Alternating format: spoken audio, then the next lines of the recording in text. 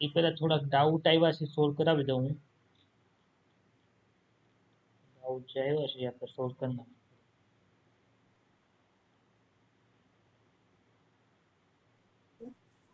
ચલો Surabhi doubt send કર્યો તો મને. હા સર. પહેલો એવો ડાઉટ છે, માત્ર સમયુગ્મી સ્થિતિમાં જ અભિવ્યક્ત થતા જનીનો એટલે કેવા જનીનો કહેવાય? જો આવા જનીનો હોય એવા જનીનો હું લખું છું, એ બતાય છે તમને? હવે લખવાનું સ્ટાર્ટ કરું છું, બતાય છે?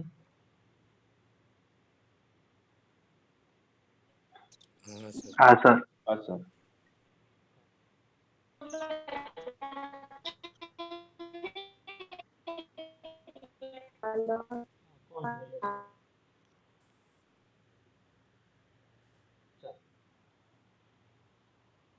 જો સમયુગ્મી પરિસ્થિતિ કોને કહેવાય? કેપિટલ ટી ને કહેવાય. જો તો પછી હા. Capital small T small. Small T ને કહેવાય. તો કે સર એને નો એ તો કહેવાય. વિષમ. પછી સ્મોલ ટી હોય એને કહેવાય. તો આમાં વ્યક્ત થતું હોય અને આમાં વ્યક્ત થતું હોય એવું કેવું છે? જો આમાં તો પ્રભાવી છે ને બંને, એટલે બંને વ્યક્ત થશે. આમાં બંને પ્રચ્છન્ન છે એટલે વ્યક્ત થશે. ખબર પડી? હા. પણ આવું હોત તો કેપિટલ ટી સ્મોલ ટી કોણ વ્યક્ત થાય? ખાલી આ જ વ્યક્ત થાય, આ વ્યક્ત થાત નહીં. નહીં. વ્યક્ત થવું હોય તો કેવી સ્થિતિ જોવે? તો કે સર સ્મોલ ટી જોવે. તો ખાલી પ્રચ્છન્ન જનીનો છે એ સમયુગ્મી સ્થિતિમાં હોય ને ત્યારે તે વ્યક્ત થાય, બાકી વ્યક્ત થતા નથી. નહીં. ખબર પડી? એટલે સમયુગ્મી સ્થિતિમાં વ્યક્ત થતા જનીનોને કેવા જનીનો કહેવાય? તેમાં જો ખાલી આગળ શબ્દ મૂક્યો છે, માત્ર સમયુગ્મી પરિસ્થિતિ. વિષમયુગ્મી પરિસ્થિતિ છે આ, એમાં કઈ પ્રચ્છન્ન જનીન છે એ વ્યક્ત નથી થતા, ખાલી પ્રભાવી જનીન હોય એ જ વ્યક્ત થાય. આથી આને શું કહેવાય? કયો તો.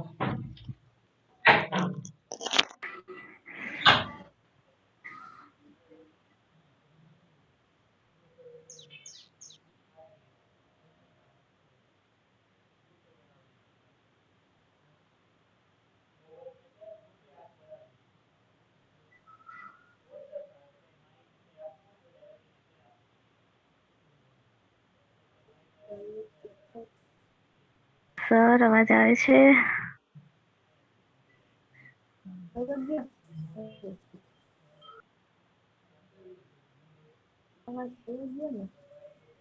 હા ગતો રહ્યો.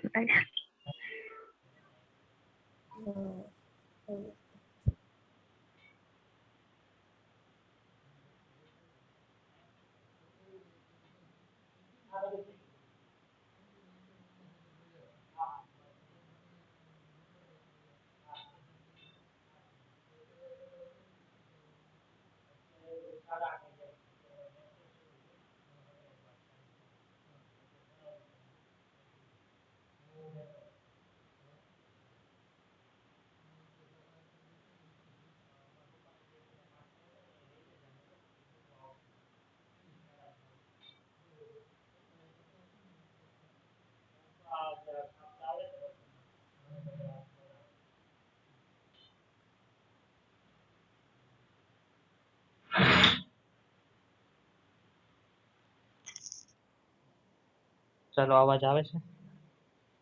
હા. ઓકે. સોરી બધાને ડિસ્ટર્બ થયું. વડીલ હરિભક્ત છે એ આવ્યા હતા અહીંયા, ને તો આન્સર આપવો પડે ને આપણે. ચલો બીજો કેવો ડાઉટ હતો? તો કે સર બીજો એવો ડાઉટ છે કે નીચેનામાંથી કોના પુનઃ સંયોજન જોઈ શકાય છે? કોની અંદર પુનઃ સંયોજન જોઈ શકાય? એમાં તમને 4 ઓપ્શન આપ્યા છે. આપણે શું જોવાનું છે? કોની અંદર પુનઃ સંયોજન કેમાં જોવા મળે છે? શું કહેશો હિમાંશુ? તે સેન્ડ કર્યો તો આ? ના ના સર, તમે આ તો નતું બતાવ્યું. 4 ઓપ્શન આપ્યા છે. પહેલો ઓપ્શન કયો છે? જો પહેલો ઓપ્શન આવો છે. આવી લીટી એટલે શું સમજવાનું? રંગસૂત્ર સમજવાનું. અહીં વચ્ચે ડોટ મૂક્યો એનો મતલબ ત્યાં શું છે? સેન્ટ્રોમિયર છે. ખબર પડી? હવે આની હા. અંદર આપ્યો ઓપ્શન એ અને ઓપ્શન આપ્યો છે બી, એટલે બે જનીનો છે અહીંયા, એ લક્ષણ માટેના બી લક્ષણ માટે. આ પેલો ઓપ્શન છે. બીજો ઓપ્શન કેવો છે? તો કે સર બીજો ઓપ્શનમાં આવું છે, સેન્ટ્રોમિયર અહીંયા છે, પ્લસ અહીંયા આપ્યું છે આપણને કેપિટલ બી જનીન અને સ્મોલ બી જનીન. અહીંયા કયું આપ્યું છે? કેપિટલ એ અને સ્મોલ. ત્રીજું ઓપ્શન કયો છે? ત્રીજો ઓપ્શન આવો છે, જેમાં સેન્ટ્રોમિયર અહીંયા આપ્યું છે, આપ્યું છે કેપિટલ એ, અહીંયા છે સ્મોલ બી, અહીંયા છે સ્મોલ એ, અહીંયા છે કેપિટલ બી. ત્રણ જ ઓપ્શન મને મોકલ્યા છે, એટલે આપણે ત્રણ ઓપ્શન કરીએ છીએ. જો બી તારું કેવું હતું કે આમાં બી આન્સર આવવું જોઈએ, બરોબર? તો એ ખોટો પડે. હવે જો આમાં વાંધો શું છે? આપણને ખબર છે કે કેપિટલ એ અને સ્મોલ એ હોય, અથવા તો સ્મોલ એ હોય, એ કઈ જગ્યાએ હોય? તો કે સર એકબીજાના સમજાત રંગસૂત્ર છે, એટલે કે ઈ લક્ષણ જે છે ને એક આ રંગસૂત્ર ઉપર હોય તો એના બાજુના રંગસૂત્ર ઉપર હોવું જોઈએ. માનો કે અહીં કેપિટલ એ હોય તો અહીં કેપિટલ એ અથવા તો સ્મોલ એ હોવો જોઈએ. ખબર પડી તને? હા. માં જો કેવું છે, સમજાત રંગસૂત્ર ઉપર રક્ષણ નથી મૂકાય, એનું એલ છે ને ઈ ની રંગસૂત્ર ઉપર, એટલે કે સ્મોલ એ છે ને તો અહીંયા સ્મોલ કેપિટલ એ છે તો અહીં સ્મોલ એ મૂક્યો. આવું આવી શકે? એક જ રંગસૂત્ર ઉપર એક જ લક્ષણના બે જનીનો હોઈ શકે, જે એના એલ છે, કે સમજાત રંગસૂત્ર પર. એટલે આ જે સ્મોલ એ છે ને અહીંયા ન હોય, કઈ જગ્યાએ હોવો જોઈએ? અહીંયા હોવો. તો પડી?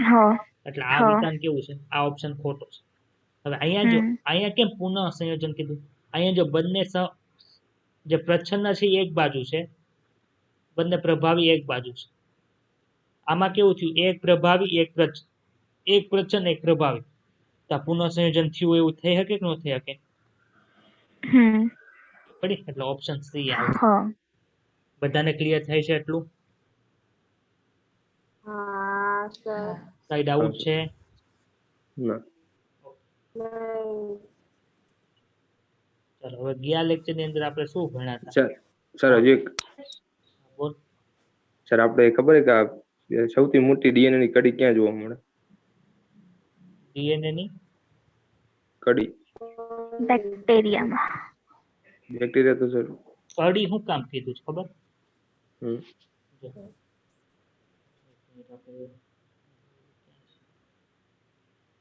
બેક્ટેરિયાનું જે તમને પૂછે છે ને આ લોકો કે કેટલા મિનિટની અંદર એનું જનદ્રવ્ય ફરે, એ તમારા આમાં છે જ. આપણે હમણાં રીડિંગ કરશો ને તમને ખબર પડશે.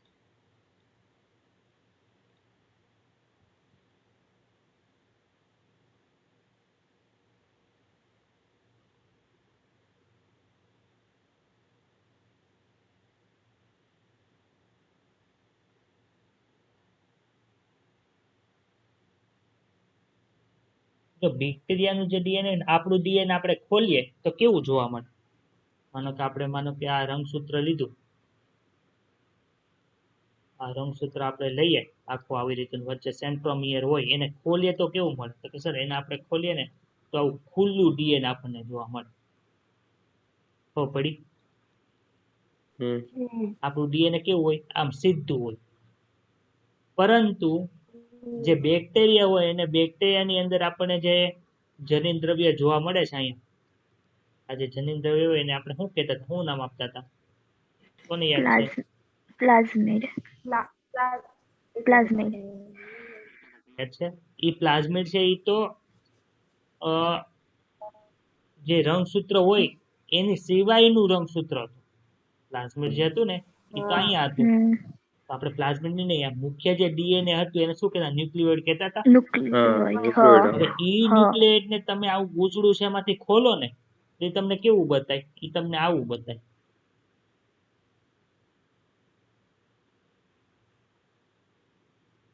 આખી આવી કડી હોય. આપણે દોરીની રિંગ બનાવી હોય ને, તમારી વીટી હોય ને, વીટી કેમ રિંગ છે, એવી રીતે આનું ડીએનએ નું આખું ગૂંચળું ખોલો ને તો તમને આખી રિંગ મળે. આવું આપણે કેમ આ છે સીધું ડીએનએ છે એવું જોવા ન મળે. એનો ઉપરનો છેડો ને નીચેનો છેડો બંને કેવા હોય? જોઈન્ટ હોય. તો પડી? એટલે જે કડી કીધું છે એનો મીનિંગ શું છે? કે રાઉન્ડ છે કેવું જોવા મળે. તો પડી? ડાઉટ છે? બીજા કોઈને કઈ પ્રશ્ન? ના. ચાલો, હવે આપણે થોડુંક આગળ વધીએ. આવા અવાજ આવે છે.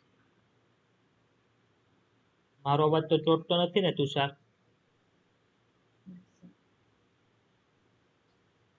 પ્રકાશ, મારો અવાજ આવે તને? ઓકે.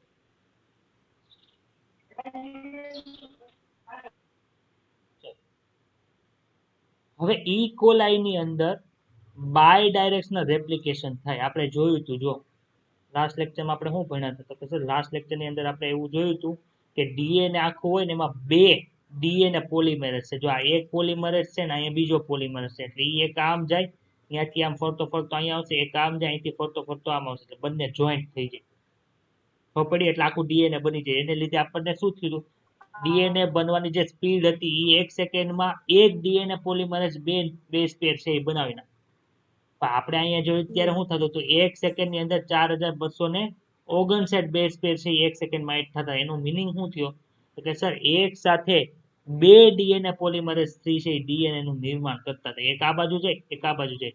એટલે આખું જે સર્ક્યુલર ડીએનએ છે ને એ બંને ડીએનએ પોલિમરેઝ દ્વારા જાય. એક આમ જાય, એક આમ જાય, એટલે જે જગ્યાએ બંને જોઈન્ટ થશે ત્યાં શું થશે? પૂરું થઈ જશે. ખબર પડી?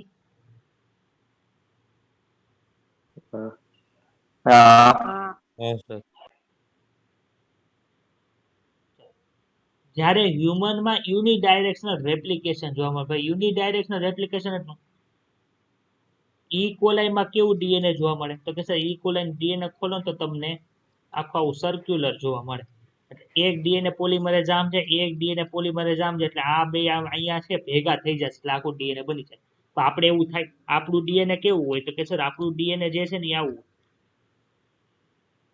આપણું ડીએનએ કેવું હોય? એક મિનિટ. આપણું જે ડીએનએ છે એ આવું સીધું તમે ખોલો ને તો આખી આવી શૃંખલા નીકળે. તો માનો કે એક અહીંથી શરૂઆત કરી ને એક અહીંથી શરૂઆત કરી તો હરખું ડીએનએ બને? બંને એકે ભેગે ભેગા થવાના નથી. તો આપણું જે ડીએનએ હોય ને શું થાય? ડીએનએ પોલિમરેઝ શરૂ ક્યાંથી કરે? તો કે સર અહીંથી શરૂઆત કરે. અહીંથી આમ સીધે સીધું ડીએનએ છે એ બનશે. ખબર પડે છે? હવે અહીં પ્રશ્ન શું થાય? એક જ ડીએનએ પોલિમરેઝ મૂકીએ આપણે, માનો કે આપણા આવા શરીરની અંદર આપણે એક કોષની અંદર આવા 46 તાતણા હોય, તો આપણી પાસે 46 ડીએનએ પોલિમરેઝ મૂકીએ તો કોષના ડીએનએ બનવા માટે કેટલો ટાઈમ વયો જાય? બહુ વધુ ટાઈમ વયો જાય. તો શું કરે ખબર છે? એક ડીએનએ પોલિમરેઝ, એક ડીએનએ નો તાતણો હોય ને એમાં 2 થી 3 ડીએનએ પોલિમરેઝ મૂકી દે. આવી રીતે એક અહીંયા મૂક્યું, એક પછી અહીંયા વચ્ચે મૂકી દેશે, એક અહીં નીચેની સાઈડ મૂકી દેશે, એટલે શું થાય? આનું કામ આમ કરવાનું, આનું કામ આમ કરવાનું, આનું કામ આમ. એટલે ડીએનએ પોલિમરેઝ 3 થઈ ગયા. એટલે જે એક ડીએનએ પોલિમરેઝ થી જે કામ થતું એની કરતા ઘણા બધા ડીએનએ પોલિમરેઝ આવે તો સ્પીડમાં થાય કે ન થાય? એટલે આપણા શરીરની અંદર શું હોય? તો કે માણસની અંદર જે પણ ડીએનએ પોલિમરેઝ એક કરતા વધુ હોય પણ બધા જો એક જ દિશામાં કામ કરે, ઉપરથી નીચે જે જો છે એક જ દિશામાં. બેક્ટેરિયામાં ક્યાંમાં હતું? તો બંને વિરુદ્ધ દિશામાં હતા બેક્ટેરિયામાં. બેક્ટેરિયામાં બાય ડાયરેક્શનલ રેપ્લિકેશન થાય, આપણામાં યુનિડાયરેક્શનલ રેપ્લિકેશન થાય છે. ખબર પડી?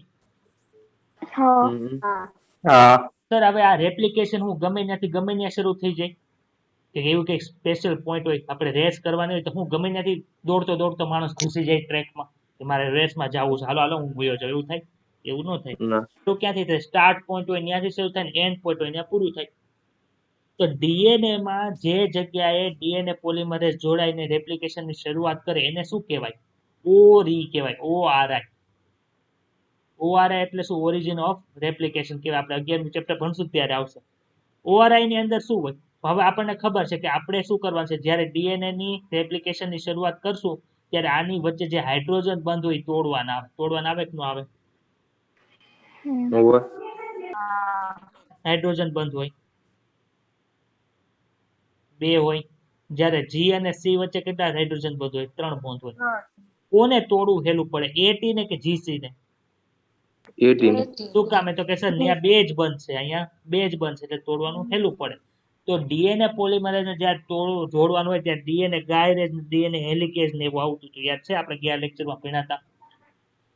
એને તોડવું હોય એટી હેલું પડે તો જે જગ્યાએ ઘણા બધા એટી આવેલા હોય અહીં હોય એટી ઈએ એટી એવું ઘણા બધા એટી એટી એટી એટી એટી એટી એટી અથવા ટીએટી આવેલા હોય એને શું કહેવાય એટી રીચ એરિયા કહેવાય રીચ એટલે સમૃદ્ધ હોય એવો કે ને તમે પેલા ભણતા રીચ એટલે બહુ પૈસાદાર હોય એને રીચ કહેવાય તો આ એટી એટલે શું સમજવાનું તો કે એટી રીચ એરિયા એટલે કે એવો એરિયા કે જ્યાં એ અને ટી ના સમૂહો કેટલા હોય ઘણા બધા હોય એવા એટી રીચ એરિયામાં જ્યાં હોય એને શું કહેવાય ઓઆરઆઈ કહેવાય ત્યાંથી શેની શરૂઆત થઈ તો કે રેપ્લિકેશનની શરૂઆત થઈ ખબર પડી કે doubt?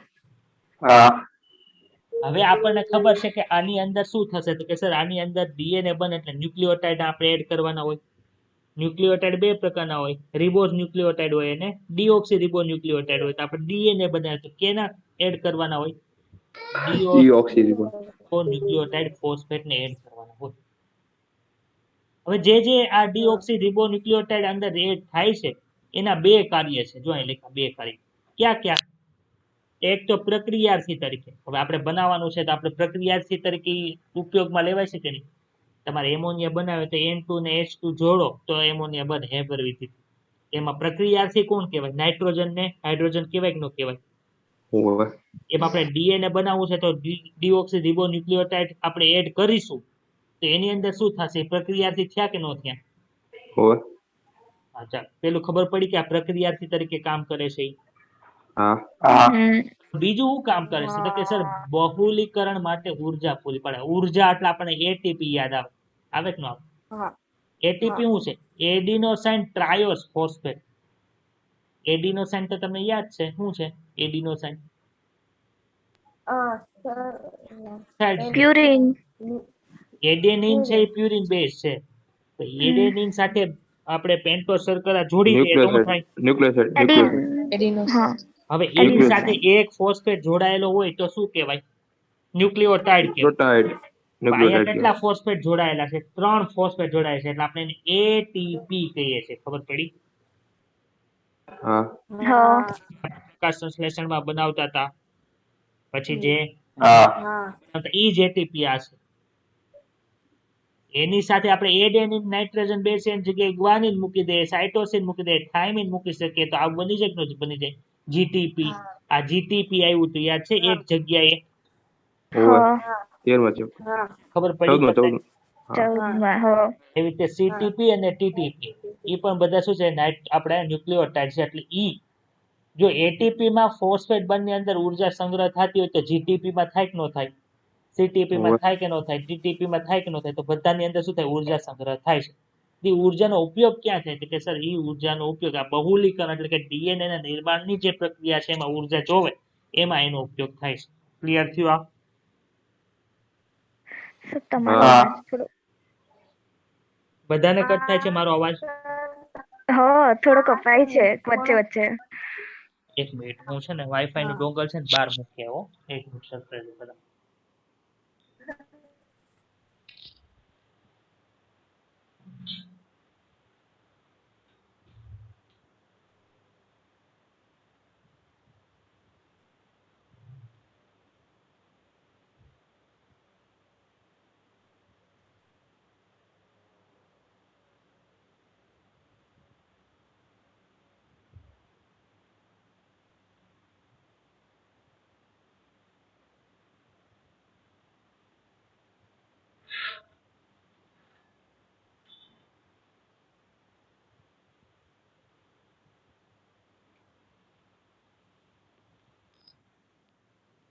ચલો આવે છે હવે અવાજ ક્લિયર હા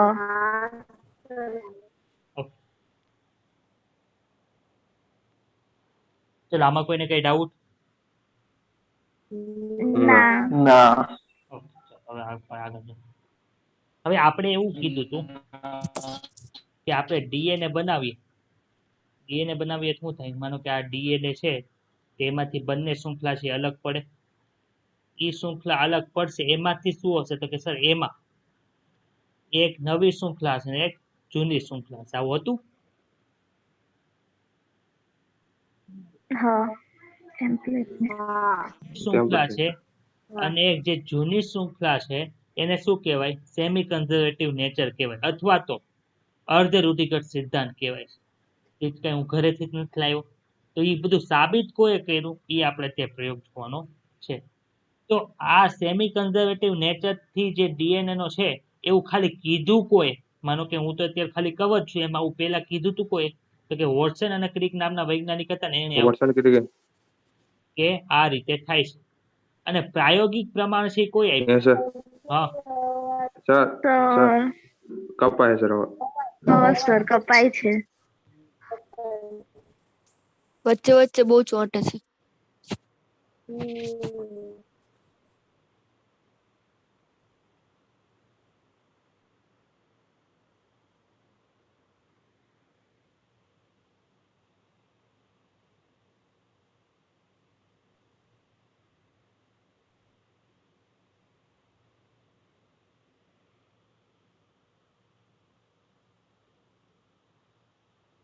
ચલો હવે આવ્યો.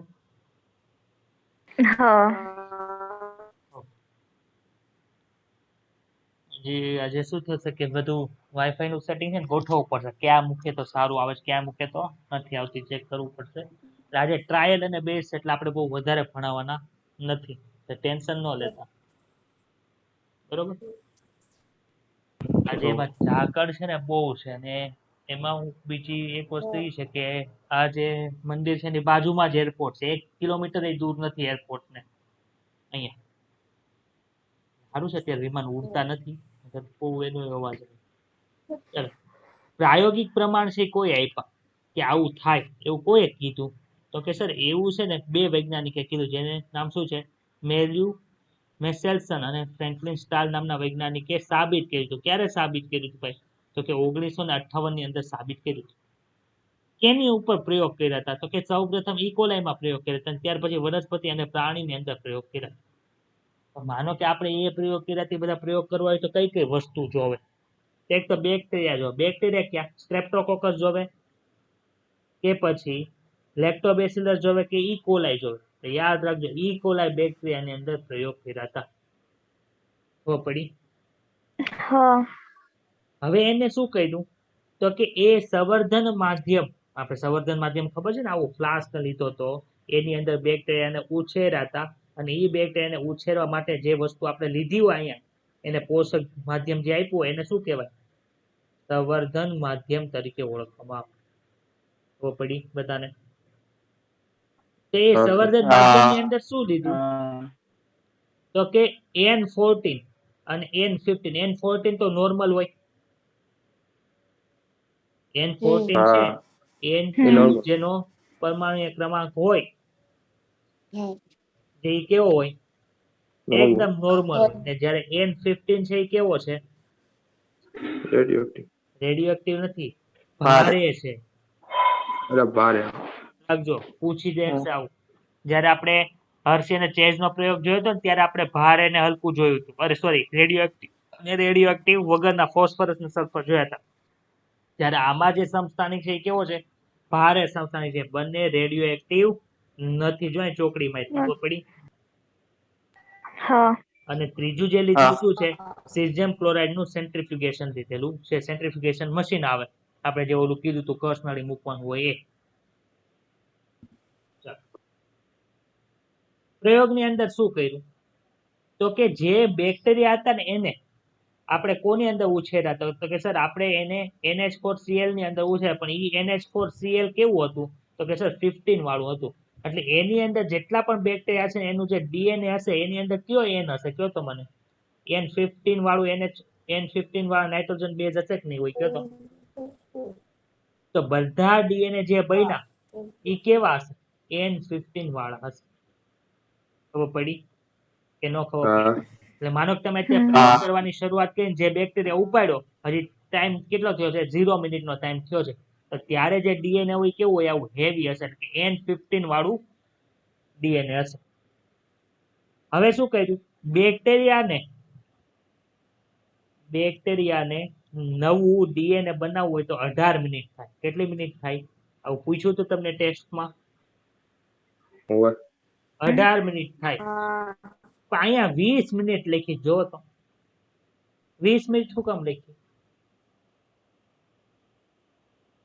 આપણે ભણી ગયા પોણો ભાગ છે એ કેનો હોય આંતરાવસ્થાનો હોય અને 5% ભાગ છે એ કોનો હોય ભાજના અવસ્થાનો હોય એટલે કે એમ ફેઝનો હોય ખબર છે તો 18 મિનિટ એને ડીએનએ બનાવતા થઈ તો 2 મિનિટ એને કોષ વિભાજન પામતા જોવે કે ન જોવે 2 બેક્ટેરિયા બને એટલે ટોટલ એક કોષમાંથી 2 કોષ બનવા માટે એને 20 મિનિટની જરૂરિયાત પડે અને ડીએનએ બનાવવા માટે એને 18 મિનિટની જરૂરિયાત પડે છે ખબર પડી ચલો 20 મિનિટ થઈ એટલે શું થયું હવે આપણે આ બેક્ટેરિયા હતો ને એને ઉપાડીને ક્યાં નાખ્યો તો કે સર જે બીજો ફ્લાસ્ક હતો એમાં નાખ્યો બીજા ફ્લાસ્કમાં કયું હતું દ્રાવણ NH4Cl જ હતું કેવું હતું 14 વાળું હતું તો આપણને ખબર છે એક જે શૃંખલા હોય એ કેવી હોય પિતૃની હોય એક હોય એ કેવી હોય નવી હોય તો લાલ શૃંખલા છે એ કેવી છે ભાઈ પિત્રા તરફ એટલે કે પિતૃ તરફથી આવી પિતા ફર્માતા તરફથી અને વ્હાઇટ છે એ નવી બની તો આને શું કહેવાય હાઇબ્રિડ હાઇબ્રિડ એટલે કે બંનેનું ભેગું છે એવું કહેવાય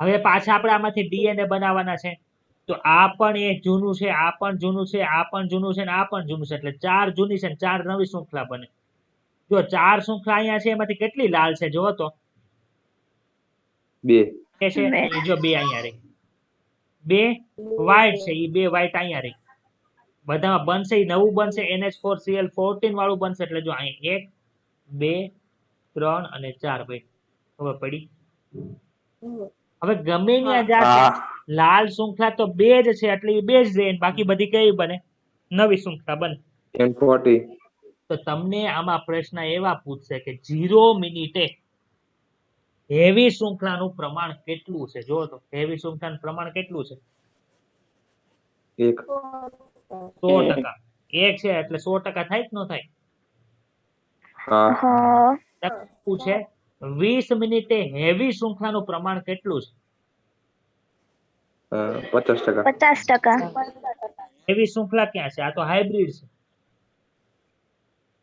હાઇબ્રિડ છે ને હેવી શૃંખલા કોને કહેવાય કે બે ને બંને કેવા હોય N15 વાળા હોય તેને હેવી શૃંખલા કહેવાય આમાં છે N15 વાળા ના ના N15 એટલે એને શું કહેવાય એક નવી ને એક જૂની એટલે કે એક N15 વાળી એક 14 હોય તેને હાઇબ્રિડ કહેવાય તો આમાં હાઇબ્રિડ નું પ્રમાણ કેટલું છે 100% છે હેવી નું પ્રમાણ કેટલું છે 0% છે 0% ચાલો ત્રીજામાં તમને પૂછે ત્રીજામાં ભાઈ આમાં હેવી નું પ્રમાણ કેટલું છે જોવો તો 0% 0% હાઇબ્રિડ નું પ્રમાણ કેટલું છે 50% નું પ્રમાણ કેટલું છે 50% ખબર પડી હવ આમાં હોય તો હેવી કેટલી ભાઈ 0 0% હાઇબ્રિડ કેટલી છે જો તો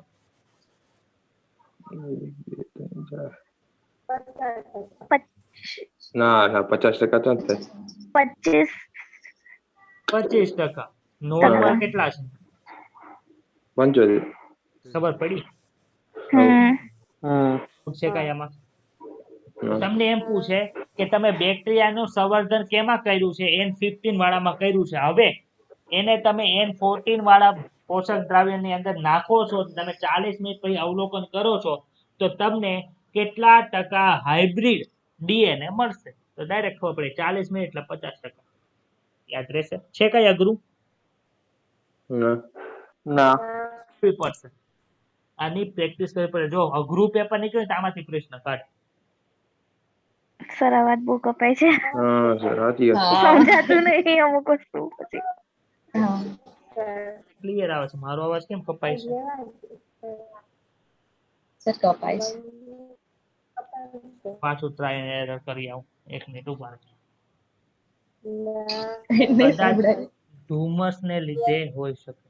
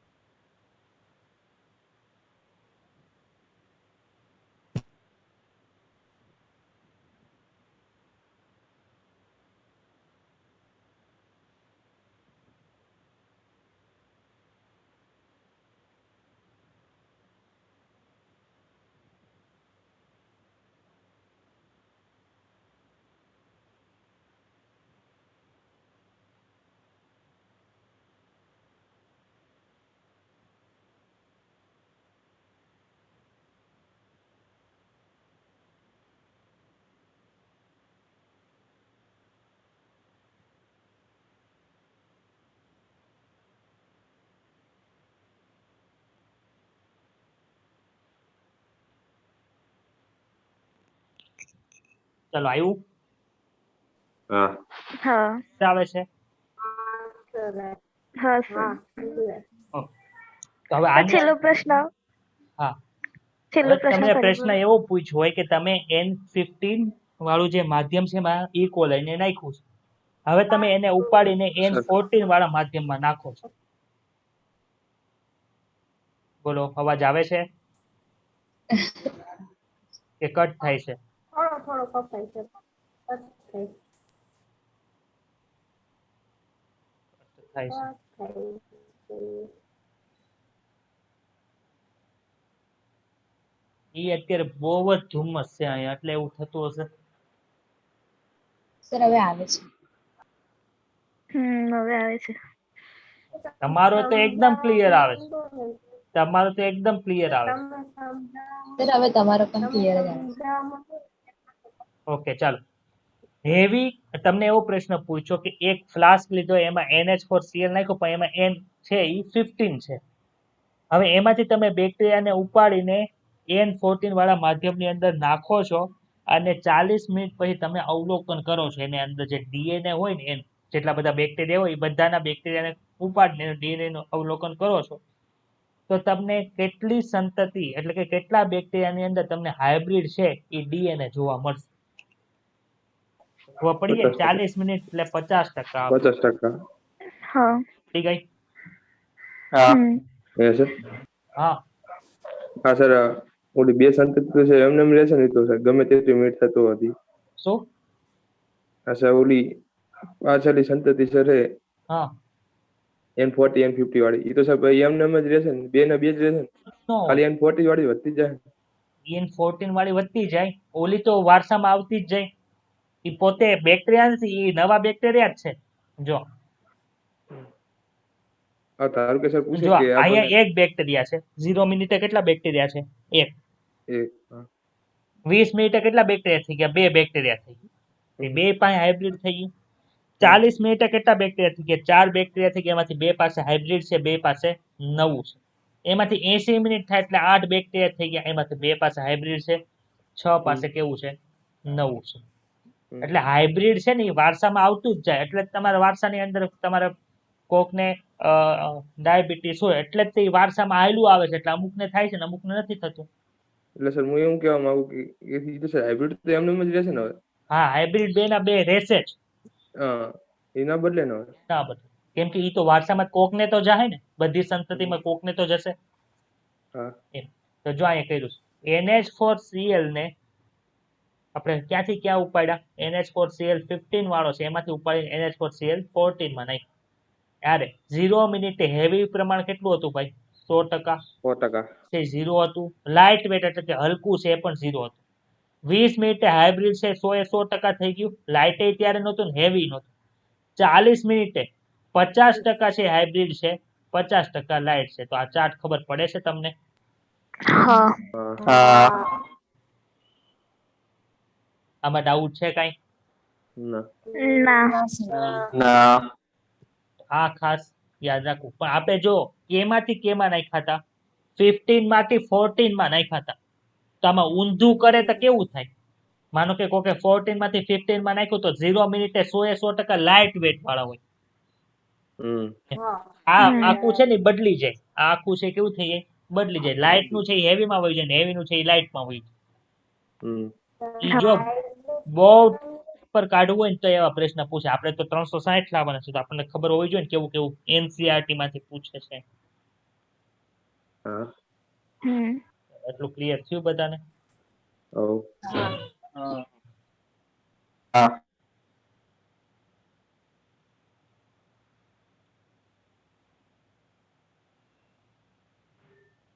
હવે આપણે રીડિંગ કરી નાખીએ જે કાલનું પેલાનું બાકી છે એ અને આજનું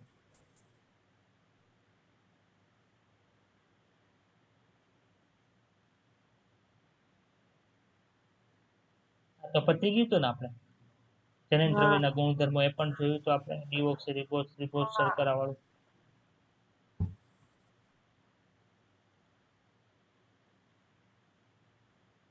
સ્વયંજનન એટલે શું થાય રેપ્લિકેશન સર ઇંગ્લિશ નામ યાદ રાખવાનું ભાઈ યાદ રાખવા કોઈ આપ્યું હતું આવું? વોટસન અને ક્રિક નામના વૈજ્ઞાનિકે છે આપણને આપ્યું હતું. ડીએનએ ની બેવડી કુંતલમય રચનાની શરૂઆતની સાથે જ વોટસન અને ક્રિકે તત્કાળ ડીએનએ સ્વયંજનનની યોજના છે એ રજૂ કરી હતી કે આવી રીતે ડીએનએ છે એ બનતું હશે. એના મૂળના શબ્દો કેવા હતા એ શું કીધું હતું? તો કે વિશિષ્ટ જોડની જાણકારી. પછી વિશિષ્ટ જોડ એટલે કે આપણે જે બેઝ પેર કહીએ છીએ એ બેઝ પેર જેને કહો છો ને તમે નાઇટ્રોજન બેઝની જોડીઓ એના આનુવંશિકના દ્રવ્યના સ્વરૂપના નિર્માણની પ્રક્રિયાઓ વિશે તત્કાળ સુઝાવ કરવાથી બચી શકાતું નથી. માનો કે તમને બહુ બાયોલોજી આવડી ગયું હોય તમને કોન્ફિડન્સ વધી જાય કે ન વધી જાય હા છે તો તમને કોન્ફિડન્સ આવવાથી બચી શકાતું નથી.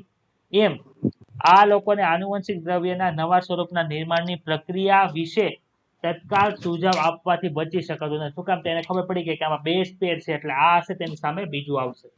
આ જો પિતૃ ડીએનએ છે એમાંથી નવા ડીએનએ બને તો એક પિતૃ શૃંખલા છે એક નવી શૃંખલા છે. આ પિતૃ શૃંખલા છે નીચે છે નવી શૃંખલા છે. ઉપરની યોજનાથી સ્પષ્ટ છે કે બંને શૃંખલાઓ અલગ પડીને ટેમ્પલેટના રૂપે કાર્ય કરે. ટેમ્પલેટ એટલે શું? તમે ઝેરોક્સ કરાવવા ગયા કોઈ દી? જે કાગળની ઝેરોક્સ કરો છો એને ટેમ્પલેટ કહેવાય. એને અનુરૂપ બીજી કોપી બને. ટેમ્પલેટ એટલે શું ખબર પડી? બંને શૃંખલા છે એમાંથી પિતૃ શૃંખલા છે ટેમ્પલેટ તરીકે વર્તે અને નવી શૃંખલાનું નિર્માણ થાય. સ્વયંજનન પૂર્ણ થયા બાદ પ્રત્યેક ડીએનએ અણુ એક પિતૃ અને એક નવનિર્મિત શૃંખલા છે ધરાવે છે. બધાને ક્લિયર અવાજ આવે છે? વચ્ચે વચ્ચે થોડો કપાય છે. ઈ નેટ ઇશ્યુ રહેશે. આવે છે ને જાય છે નેટ એવું છે એટલે. હવે આવ્યો? તમે નો સમજે ને ત્યારે કહી દેવાનું તો પાછું રિપીટ કરીશ. તમને નો સમજાય તો મને કહેજો હું પાછું રિપીટ કરીશ.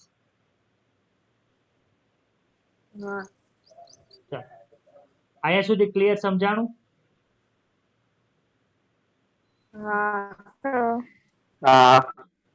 આ ડીએનએ સ્વયંજનનની યોજનાને અર્ધ રૂઢિગત તરીકે ઓળખવામાં આવે છે.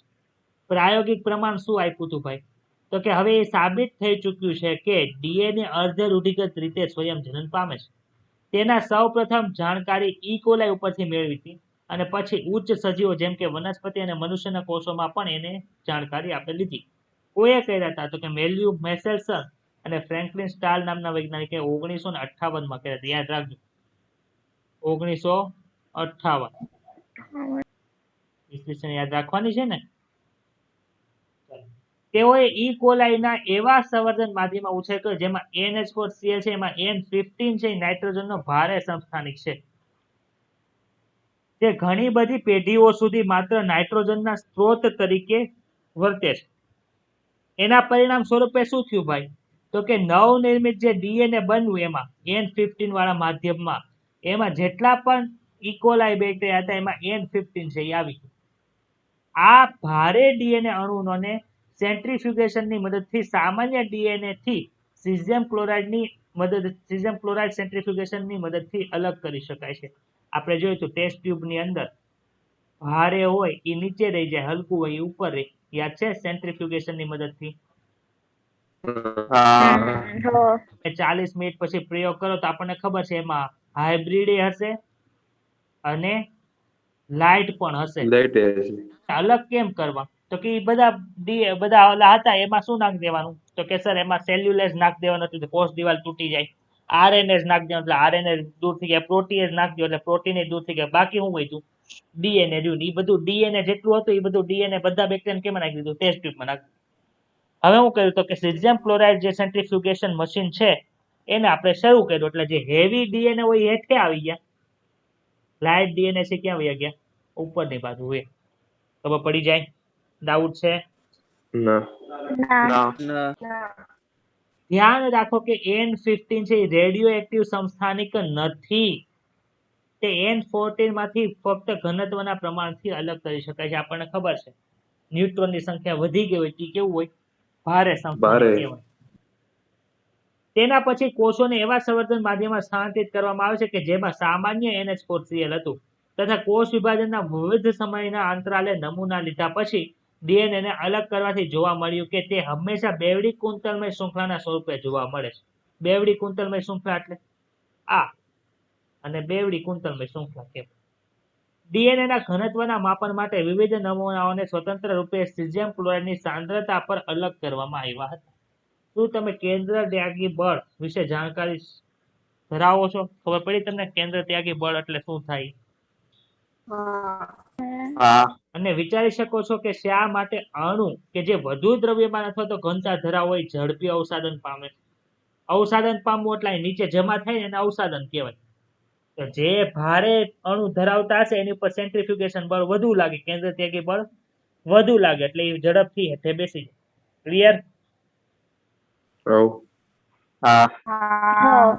ચાલો આ જો કઈ જગ્યાએ ગુરુત્વાકર્ષણ બળ એટલે કે જે સેન્ટ્રીફ્યુગેશન કરે આમ ગોળ ગોળ ફેરવે એટલે આ બાજુ બળ વધુ લાગે. તો આમાં જો સૌથી નીચે જાય છે કેમ કે N15 એક શૃંખલાની અંદર એ બધા N15 વાળા છે, બીજી શૃંખલાની અંદર એ બધા નાઇટ્રોજન બેઝ કેવા છે N15 વાળા છે, એટલે ભારે છે એટલે ક્યાં જાય છે? નીચેની બાજુએ કસનળીમાં જાય છે. હવે શું થયું 20 મિનિટ પછી જોયું ને તો એક ભારે ને એક હળવી શૃંખલા છે. જો N15 વાળી DNA ની શૃંખલા લાઇટ છે એટલે કે આછા કલર થી દર્શાવી છે અને N14 વાળી ડાર્ક કલર થી દર્શાવેલી છે. બતાવું તમને આવું? તો ઈ જો ભારે કરતા થોડુંક હલકું હોય કે ન હોય? આમાં બંને N15 હતા, ઓલામાં એક N15 ને એક 14 છે. તો ઈ જો જે જગ્યાએ ભારે DNA જોવા મળતું એની કરતા થોડુંક ઉપર જોવા મળ્યું. ઓવે. આ સંકર એટલે હાઇબ્રિડ છે. પછી 40 મિનિટ પછી જો તમને સાવ લાઇટ અને હાઇબ્રિડ બંને જોવા મળે. હાઇબ્રિડ નું વજન વધુ હોય કોની કરતા? લાઇટ કરતા. આમાં N14 હલકું છે ત્યારે N14 N50 કેવું છે? સંકર છે. ક્લિયર? હા. આ પ્રકારે જેને N15 માંથી N14 સંવર્ધન માધ્યમમાં એક પેઢી સુધી સ્થાનાંતરિત કરવામાં આવ્યા ત્યારે તેના DNA નિષ્કર્ષિત થયાથી ખ્યાલ આવ્યો કે તે સંકર અથવા તો મધ્યમ ઘનતા વાળા હતા. તારો અવાજ ચોંટે છે. હિમાંશુ તને?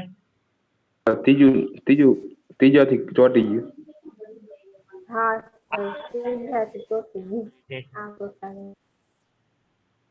આ પ્રકારે હવે આવ્યો હજી થોડોક ચોંટે છે.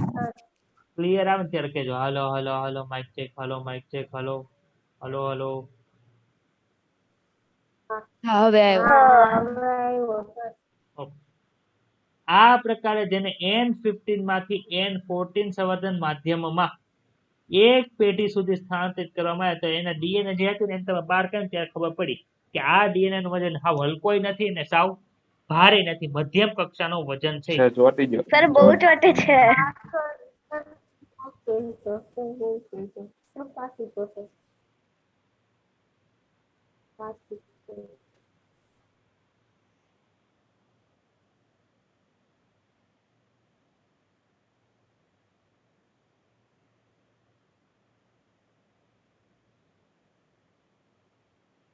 આવ્યો?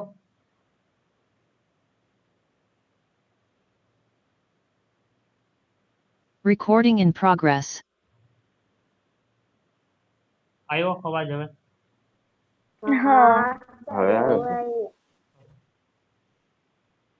આ પ્રકારે જેને N15 માંથી N14 સંવર્ધન માધ્યમમાં મોકલવામાં આવે ત્યારે શું થાય છે? સ્ક્રીન થઈ ગઈ. ટ્રેન વહી ગઈ? હા. આજ બહુ હેરાન કરે છે બધું.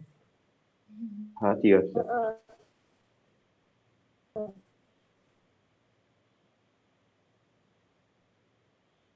આવી સ્ક્રીન આવે હા.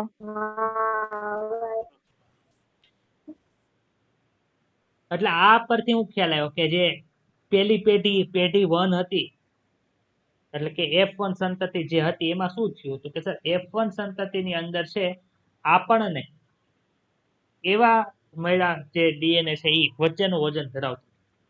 ખબર પડી? હા. 20 મિનિટ પછી ઈ કોલાઈ છે એ 20 મિનિટમાં વિભાજન પામે છે. જો અહીંયા લખ્યું આઉટ ઓફ એનસીઆરટી નો ક્વેશ્ચન નહોતો. ડીએનએ ને બીજી પેઢીના સંવર્ધનમાંથી નિષ્કર્ષિત કરવામાં આવ્યું તે સમાન માત્રામાં સંકરિત ડીએનએ અને હલકા ડીએનએ નું બનેલું હતું. એટલે કે 50% હલકા ડીએનએ 50% સંકરિત ડીએનએ ધરાવતું હતું. ક્લિયર? હા પછીનો પેજ જો. જો ઈ કોલાઈની 80 મિનિટ સુધી વૃદ્ધિ થાય તો વૃદ્ધિ પછી ડીએનએ હલકા અને સંકરિત ડીએનએ નું પ્રમાણ કેટલું હશે? એ આપણે ભણાવી દીધું હમણાં લખ્યું હતું ને ચાર્ટમાં. આવા જ પ્રયોગમાં આ પેરેગ્રાફ છે બધા બહુ ભૂલી જતા હોય છે, પણ મોસ્ટ આઈએમપી પેરેગ્રાફ છે નીટ 2022 માં આ પેરેગ્રાફમાંથી પ્રશ્નાવલી સંભાવના 99% છે. જો આમાં કોનો ઉપયોગ કર્યો હતો આપણે? ઈ કોલાઈનો. હવે આ બીજા વૈજ્ઞાનિક આવ્યા. કોણ હતા? ટેલર નામના વૈજ્ઞાનિક હતા. એમણે શું કર્યું? 1958 માં ઓરો પ્રયોગ ક્યારે થયો તો જો તો 1958 માં. આ 1958 58 છે. એટલે બે યાદ રાખજો. આવા જ પ્રયોગ ટેલર અને અન્ય સહયોગીએ કેની ઉપર કર્યો તો કે વિસિયા ફાબા ઉપર કર્યો હતો. અહીં જો વિસિયા ફાબા સાયન્ટિફિક નેમ છે કે નહીં? એમાં કર્યો તો શું થયું તો કે એમાં નવનિર્મિત સંશ્લેષણ ડીએનએ ના રંગસૂત્રની વિતરણની તપાસ કરવા માટે કોનો ઉપયોગ કર્યો હતો? Radio active. આમાં જો રેડિયો એક્ટિવ આવ્યું. રેડિયો એક્ટિવ થાઇમિડિન નો ઉપયોગ કર્યો હતો. થાઇમિડિન શું છે ભાઈ મને કહો તો, તમને ભણાવી દીધું છે.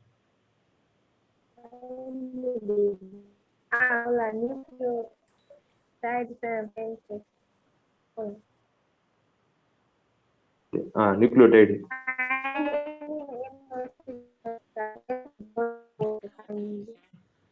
કે ન્યુક્લિયોસાઇડ છે એ મને કાલે જાણીને કે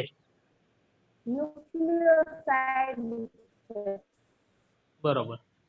આ પ્રયોગ પરથી એ સિદ્ધ થઈ શક્યું કે રંગસૂત્રોમાં ડીએનએ પણ અર્ધ રૂઢિગત રીતે સ્વયં જનન પામે છે. ક્લિયર? ડાઉટ છે? આ કાર્ય પ્રણાલી ને ઉત્સેચકો આપણે લાસ્ટ લેક્ચરમાં ભણ્યા હતા. રીડ કરો તો. ડાઉટ હોય તો મને પૂછો. ના સર આ કરાવો ખાલી. હા સર આ કરો હા સર જે છે યાદ છે સર. નથી સમજાતું? હા સર આજ નહીં હા સર હા આજ નહીં. ઈ કોલાઈમાં સ્વયંજનનની પ્રક્રિયા માટે ઉત્સેચકોના સમૂહની આવશ્યકતા હોય. ક્યાં ક્યાં સમૂહ હતા ખબર છે તમને? DNA helicase, gyrase, SSBs, RNA polymerase, DNA polymerase 1, DNA polymerase 3, DNA ligase. ભણી ગયા હતા? ઈ બધું. આ બધામાં મુખ્ય ઉત્સેચક કયો છે? ડીએનએ આધારિત છે. આપણે ખબર ડીએનએ બનાવતું હતું કોણ? DNA polymerase. કોની ઉપરથી બનાવતો હતો? કે ડીએનએ ઉપરથી બનાવતો. એને શું કહેવાય? ડીએનએ આધારિત ડીએનએ પોલિમરેઝ કહેવાય. ખબર પડ્યું? હા. ડીએનએ આધારિત ડીએનએ પોલિમરેઝ છે. તે શું કરે? તો કે તે ડીએનએ ની પ્રતિકૃતિનો ઉપયોગ કરીને ડીઓક્સી રિબોન્યુક્લિયોટાઇડના બહુલીકરણને ઉત્પ્રેરિત કરે છે. બહુલીકરણ એટલે શું? પોલિમરાઇઝેશન. કોનું? ડીએનએ નું. એને શું કરે છે? ઉત્પ્રેરિત એટલે કે ઉદ્દીપન કરે છે. આ ઉત્સેચક કેવો છે? ઘણો સક્ષમ છે. કેવો સક્ષમ છે? કારણ કે ખૂબ જ ઓછા સમયમાં ઘણી બધી સંખ્યામાં ન્યુક્લિયોટાઇડની સંખ્યાને બહુલીકરણ કરે છે. એટલે કે 2000 બેઝ પેર પર સેકન્ડ. એક સેકન્ડમાં 2000 બેઝ પેર ઉમેરે. ઈ કોલાઈમાં કેટલી બેઝ પેર જોવા મળે? જુઓ તો 4.6 ગુણ્યા 10⁶ બેઝ જોવા મળે છે. મનુષ્યમાં કેટલી હોય? 6.6 ગુણ્યા 10⁹ હોય. તો ઈ કોલાઈમાં 4.6 ગુણ્યા 10⁶ બેઝ પેર જોવા મળે છે. ઈ બનાવવા માટે એને કેટલી મિનિટ થાય? જો તો 18 મિનિટ થાય છે. એનો મતલબ એમ છે કે બહુલીકરણનો દર છે એ 2000 બેઝ પેર પ્રતિ સેકન્ડ છે. તો 2000 બેઝ પ્રતિ સેકન્ડ છે કોનો છે? તો કે એક ડીએનએ પોલિમરેઝ દ્વારા 2000 બેઝ પેર પ્રતિ સેકન્ડ થાય. હવે તમે આમાં જો 4.6 ગુણ્યા 10⁶ બેઝ પેર છે. એના ભાગ્યા 2000 કરો તો શું મળશે તમને? બોલો તો 18 મિનિટ નહીં થાય, તો મિનિટ વધી જશે. તમારે મિનિટ ગણવી હોય ને okay. અહીંયા આવું રાખો.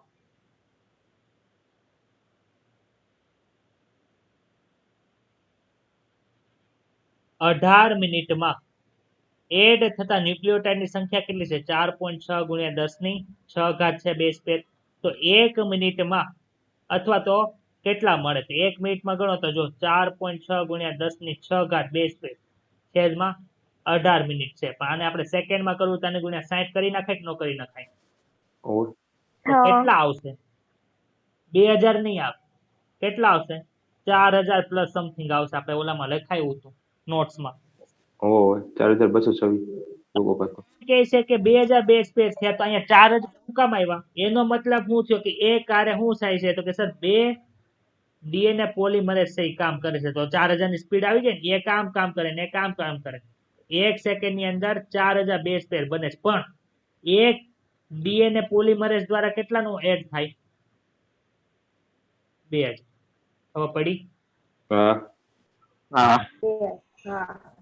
તમને એમ કીધું છે કે એક માણસ એક દિવાલ બનાવવા માટે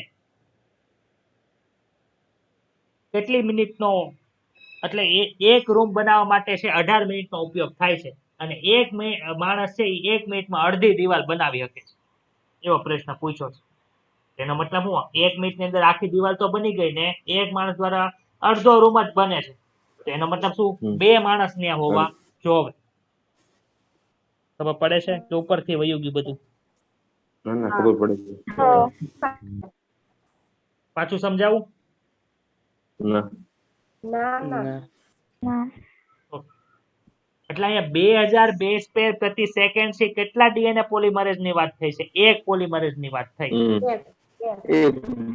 ને આમાં 18 મિનિટમાં એટલા બેઝ પેર એડ થઈ છે 4.6 ગુણ્યા 10 ની 6 ઘાત. તો 1 મિનિટની અંદર 4000 બેઝ પેર કરતા વધુ બેઝ પેર એડ થવા જોવે તો 18 મિનિટમાં પૂરું થાય. તો ક્યારે શક્ય છે? તો કે એકારે બે ડીએનએ પોલિમરેઝ કામ કરતા હોય તો. ક્લિયર? આ માત્ર બહુલીકરણને ઝડપી નથી કરતું, પરંતુ પ્રક્રિયાને ચોકસાઈ રીતે ઉત્પ્રેરિત પણ કરે. એટલે બે કામ કરે છે. ન્યુક્લિયોટાઇડ ને ઝડપથી એડ કરે છે, પણ ગમે એ ન્યુક્લિયોટાઇડ નાખી તો ડીએનએ બને? ગમે એ નાખો તો વિકૃતિ થઈ જાય. તો સ્પેસિફિક થી કામ કરે છે. સ્વયં જનનના કોઈ ભૂલના કારણે વિકૃતિ સર્જાય છે. તદુપરાંત ઉર્જાની દ્રષ્ટિએ આ પ્રક્રિયા કેવી છે? ખર્ચાળ છે ભાઈ. દરેક ન્યુક્લિયોટાઇડ એડ થાય ત્યારે ઉર્જા જોવે છે. એ ઉર્જા પોતે જ આપે છે. તો ખર્ચાળ થઈ ગઈ કે ન થઈ ગઈ? તો ખોટું કામ કરે ને ઉર્જા બગડે. તમને 5000 રૂપિયા કીધા હોય, તમને બીડી ચોરસિયાની બુક છે 2000 ની લેવાની કીધી હોય, તમે એ ન લ્યો અને બીજું લ્યો તો શું થાય? તમારા પૈસા આવી જાય, તમારે જે કામની છે એ વસ્તુ ન આવે. એવી રીતે અહીંયા તમે ઉર્જા વાપરો છો ને ખોટા ન્યુક્લિયોટાઇડ નાખો છો તો શું થાય? નુકસાન થાય. નુકસાન તો આપણને પોસાય નહીં. એટલે બે કાર્ય કરે. સ્વયંજનન અંદર જે ઉત્પ્રેરક વપરાય છે ડીએનએ પોલિમરેઝ, જે સ્પીડની અંદર એ કામ કરે છે અને સ્પેસિફિક કામ કરે, જેવું તેવું કામ કરતા નથી. ડીઓક્સી રિબોન્યુક્લિયોટાઇડેસ ટ્રાઇફોસ્ફેટ બેવડા ઉદ્દેશની પૂર્તતા કરે છે. ક્યાં કહેતો કે પ્રક્રિયાથી તરીકે પણ કામ કરે છે અને જે ઉર્જાની જરૂરિયાત છે એ પણ આપે છે. જો એટીપી ની જેમ ડીઓક્સી રિબોન્યુક્લિયોટાઇડ ટ્રાઇફોસ્ફેટમાં બે ટર્મિનલ ફોસ્ફેટ છે એ ઉચ્ચ ઉર્જા વાળા ફોસ્ફેટ છે. છે કઈ અઘરું ભાઈ હવે આમાં?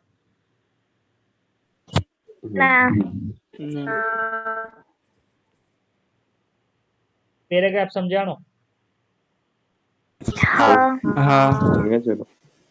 બોલ. સમજાઈ ગયું ને? જ વસ્તુ છે. આમાં શું થાય? એક સાથે સ્વયંજનની પ્રક્રિયાને પૂર્ણ કરવા માટે ડીએનએ આધારિત ડીએનએ પોલિમરેઝ ઉપરાંત અન્ય કેટલાય ઉત્સેચકોની જરૂરિયાત પડે. આમાં નથી કે પણ આપણે ખબર છે ક્યાં ક્યાં જરૂર પડે. લાંબા ડીએનએ ના અણુની બંને શૃંખલાઓ એક સાથે સંપૂર્ણ રીતે અલગ નથી થતી. એટલે કે આ રીતે હોય ડીએનએ ની શૃંખલા, તો એક શૃંખલા આખી આમ આવી ગઈ, બીજી શૃંખલા આખી આવી ગઈ, પછી ડીએનએ સંશ્લેષણ થાય એવું નથી થતું. કેવું થાય છે? તો કે જે જગ્યાએ નિર્માણ કરવાનું હોય ત્યાં જ બંને શૃંખલા છે એ છૂટી પડે. બાકી ઉપરની જગ્યાએ તો જોડાયેલી જ હોય છે. યાદ છે આવું કઈ? તો આખી ખોલ નાખે શું થાય? તો કે આખી ખોલ નાખો તો વધુ ઉર્જાની જરૂરિયાત પડે, બંને જોઈન્ટેડ થઈ જાય, પછી પાછી ખોલ લેવી પડે, એવું થાય. સ્વયંજનન ડીએનએ કુંતલના નાના ખુલ્લા ભાયેલા ભાગની અંદર થાય છે જેને સ્વયંજનનનો ચીપિયો કહેવાય.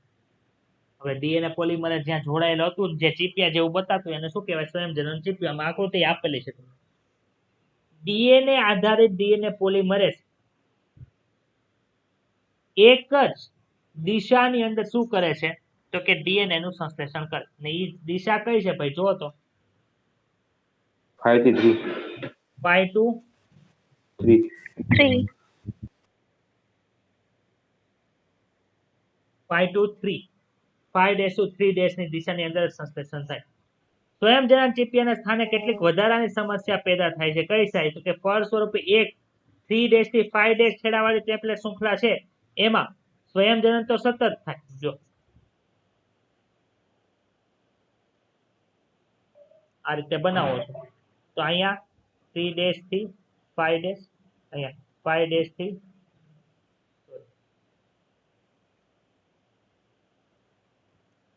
માનો કે આ શૃંખલા 3 dash થી 5 dash છે તો અહીંયા વિરુદ્ધ આવે. ચાલો ડીએનએ સંશ્લેષણ કઈ દિશામાં થાય? 5 days to 3 3 days. 3 dash આવ્યું નહીં, 3 dash આવ્યું. પણ આજે જે જગ્યાએ સંશ્લેષણ થાય છે એમાં ધ્રુવીયતા કઈ છે? જો 3 dash થી 5 dash છે કે નહીં અહીંયા? હા. તો જો હું લખ્યું છે 3 dash થી 5 dash વાળી જે ટેમ્પલેટ શૃંખલા છે એમાં સતત સ્વયંજનન થાય છે. યાદ આવ્યું કઈ? જ્યારે બીજી બાજુ જે ટેમ્પલેટ શૃંખલા છે જેની ધ્રુવીયતા 5 dash થી 3 dash છે એમાં તૂટક થાય છે. તો આ તૂટક સંશ્લેષિત થયેલ ટુકડાઓ છે એ ડીએનએ લાઇગેઝ દ્વારા જોડાઈ જાય છે. ક્લિયર? હા. ચાલો ડીએનએ પોલિમરેઝ પોતે સ્વયંજનનની શરૂઆત નથી કરી શકતો તથા સ્વયંજનન ડીએનએમાં ગમે ત્યાંથી શરૂ થતું નથી. ઈ કોલાઈના ડીએનએમાં કેટલાક નિશ્ચિત સ્થાનો હોય છે જ્યાંથી સ્વયંજનનની શરૂઆત થાય છે તેને સ્વયંજનનની ઉત્પત્તિ સ્થાન અથવા તો ઓરિજિન ઓફ રેપ્લિકેશન તરીકે ઓળખવામાં આવે છે. સ્વયંજનનની ઉત્પત્તિના સ્થાનરૂપી ડીએનએના ટુકડાની જો જરૂર પડે તો તેને પુનઃ સંયોજિત ડીએનએની પદ્ધતિ દ્વારા મેળવવામાં આવે. એ આપણે ક્યારે ભણશું? 11મા ચેપ્ટર.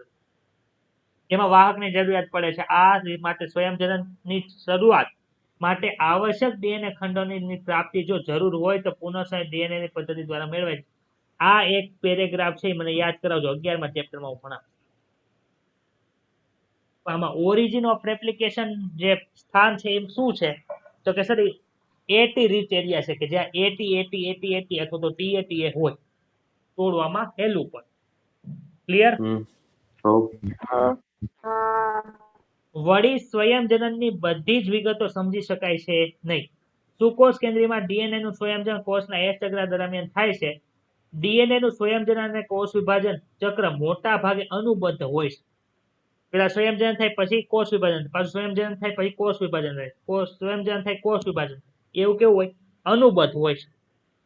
ડીએનએ ના સ્વયંજનન બાદ કોષ વિભાજન ન થવાના કારણે પોલીપ્લોઇડી થાય છે. ભણ્યા પોલીપ્લોઇડી આપણે? હા. હા. વનસ્પતિ એ તો સર વનસ્પતિ નથી. વનસ્પતિમાં થાય ને. વનસ્પતિમાં થાય માણસમાં થાય. માનો કે એવો કોઈ કોષ પણ માણસમાં થવાની સંભાવના બહુ ઓછી હોય કેમ કે તારા હા કેન્દ્ર હોય ને. હા હા. મોટા ભાગે સેવા જોવા મળે? વનસ્પતિમાં જોવા મળે. એનું વનસ્પતિ. ઉદાહરણ આવશે. આપણે બીજું ચેપ્ટર ભણશું ને આની પછી ત્યારે એનું ઉદાહરણ આવશે. આ તબક્કે થતી અનિયમિતતાની ઉત્પત્તિ અને પ્રકાર વિશે તમે ઉચ્ચ વર્ગમાં અભ્યાસ કરશો. ભાઈ અમે તો ભણી ગયા ચેપ્ટર નંબર 5 માં. ક્લિયર?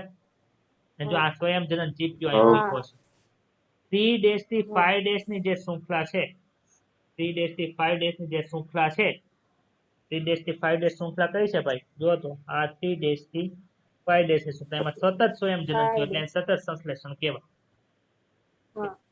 જ્યારે ટેમ્પલેટ શૃંખલા જે બીજી છે જેમાં 3 dash થી અને 5 dash થી 3 dash છે એમાં અસતત સંશ્લેષણ થાય છે. એને શું કહેવાય? અસતત સંશ્લેષણ. ક્લિયર થઈ ગયું? હા. સ્વયંજનન છે એ પૂરું કર્યું છે. બરોબર રિવિઝન કરીને આવજો. કાલે હું ટ્રાય કરીશ કે આપણા લેક્ચર ની અંદર અવાજ બિલકુલ ચોટે નહીં. બરોબર? એ આજે કાલે ધુમ્મસ હતો પણ આજે બહુ જ ધુમ્મસ હતો એટલે એવું થતું પણ અત્યારે તડકો નીકળી ગયો છે એટલે હવે અવાજ ચોટતો નથી. ચોટે છે? ના ના સર હવે નહીં જતો. ધુમ્મસ વહી ગયું એટલે અવાજ ક્લિયર આવવા માંડ્યો. હવે તમારે બ્રેક લેવાનો છે. 8:30 કોનો લેક્ચર છે? ફિઝિક્સ વાળા સર ભાર્ગવ સરનો તમારે લેક્ચર હશે. સર આની નોટ્સ મળી જશે આજે ઓલા લેક્ચરની જશે. પેલાની ગયા ઓલા શુક્રવાર શનિવારની બાકી છે. હા બાકી હા હા બાકી છે. શનિવારે કેવું થયું હતું કે હું લેક્ચર